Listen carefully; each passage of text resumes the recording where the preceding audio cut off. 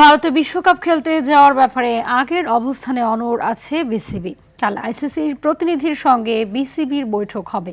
সেখানে বোর্ড সভাপতির সঙ্গে শীর্ষস্থানীয় কর্তারা উপস্থিত থাকবেন। সে সঙ্গে সরকারের পক্ষ থেকেও প্রতিনিধি থাকার কথা রয়েছে। বৈঠকে বাংলাদেশ নিজেদের অবস্থানের কথা আবারও জানাবে। যেখানে ভারতে খেলতে না যাওয়ার ব্যাপারে বিসিবির সিদ্ধান্ত ও তার কারণ বিস্তারিতভাবে পুনরায় আইসিসির কাছে তুলে ধরবে ক্রিকেট বোর্ড।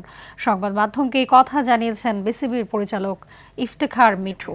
সাহেব অ্যাকচুয়ালি টোটাল প্রোগ্রামটা প্রেসিডেন্ট সাহেব জানে।